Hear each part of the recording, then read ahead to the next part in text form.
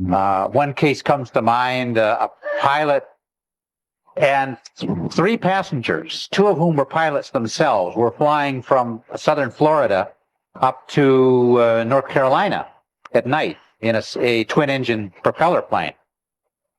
And Willie Smith did the analysis with Dr. Hynek years ago. The 2 of them interviewed the pilot. Well, they had electromagnetic problems with their VOR, which is part of the in-flight navigation system, such that it was drifting them farther and farther out to sea. They were over the Atlantic Ocean at the time. They were about 10 miles off the coast of Florida. And they could keep the land in sight, but there was not much traffic, and the air was as reasonable and so forth, smooth. Well, that's the first part of the story, that they're drifting more and more. So air traffic control, I think in Atlanta, calls them and says, where are you going? Correct your flight path 10 degrees left, get back to land, so to speak, because you're drifting further and further. And they check their VOR and find that it's correct, that it's reading correctly, even though the radar from the ground tells them they're in the wrong place more and more. Well, this happens twice. They have 2 corrections in flight over about a 40-minute period. Well, at one point, off to the east of them in the dark night sky, they see a light coming towards them, and it's fairly fast, it's fairly bright. They think it's an airplane. So he flashes his landing lights, which is standard operating procedure, right?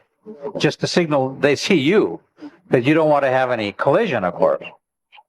The object comes towards them on a bearing about 40 degrees, about the 2 o'clock position, roughly, relative to their heading.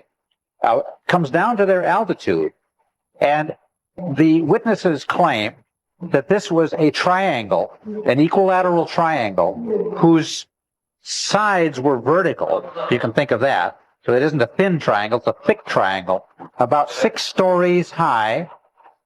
What's that, 60 feet, 70 feet thick, and at least, I forget that the estimate was hundreds of feet side to side to side on the 3 sides, and a triangular opening in the middle. And the pilot said it was such a huge opening that he was contemplating flying through the middle of this thing to avoid it.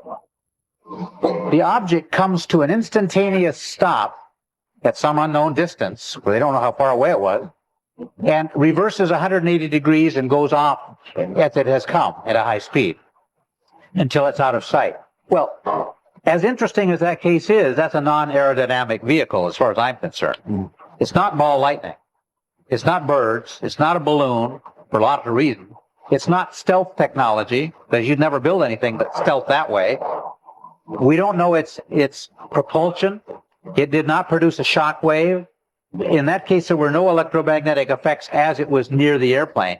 Perhaps the earlier effects, we don't know.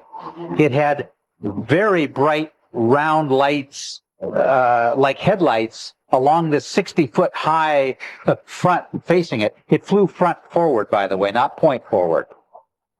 Each of these round lights were estimated to be 6 feet in diameter and white.